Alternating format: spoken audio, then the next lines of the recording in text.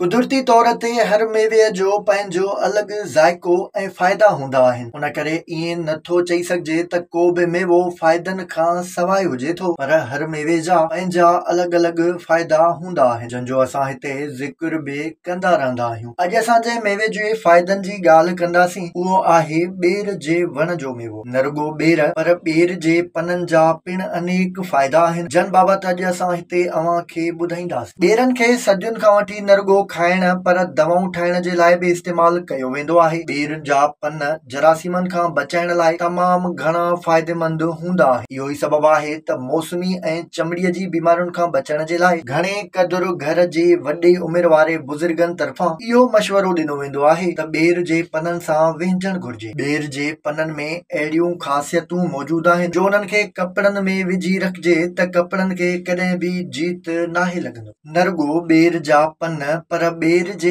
वण मां हासिल थींदड़ माखी जा बि तमामु घणा फ़ाइदा हूंदा आहिनि। ॿेरनि जा केतिरा ई क़िस्म आहिनि जंहिंजा सिहत लाइ थोरा घणा अलॻि अलॻि फ़ाइदा हुजनि था। ॿेर खाइण सां हाज़मे जो निज़ाम बहितर थींदो आहे, साह जी नालियुनि जूं ख़राबियूं ख़तमु थींदियूं आहिनि, जॾहिं त ॿेर खाइण सां बुखार, नज़ले ऐं ज़ुकाम खां महफ़ूज़ रही सघिजे थो। ॿेरनि में कुदरती तौर विटामिन्स ऐं एंटीऑक्सीडेंट्स जो झझो मिक़दार हूंदो आहे, जॾहिं त इहो मेवो विटामिन सी सां बि भरपूर हुजे थो। ॿेर खाइण सां जिस्म जे बचाव वारो निज़ाम बि मज़बूत थींदो आहे ऐं केतिरियुनि ई मौसमी बीमारियुनि खां हिफ़ाज़त मिले थी। ॿेर जे पननि खे घोटे थोरो पाणी विझी चहिरे ते मलण सां चहिरे जा दाग, धॿा, खॾा ऐं मोहीअड़ा थोरे ई ॾींहंनि में ख़तम थी वेंदा आहिनि। ॿेर में कुदरती तौर अहिड़ा त फ़ाइदा रखियल आहिनि जो ॿहिराड़ीअ जे इलाइक़नि में अखि में आनड़ी निकिरण जे लाइ ॿेर जे सत पननि खे अखियुनि जे चौधारी उबितो ऐं सुबितो फेराए कंहिं कंडेअ सां भित में टुंबण सां अखि जी आनड़ी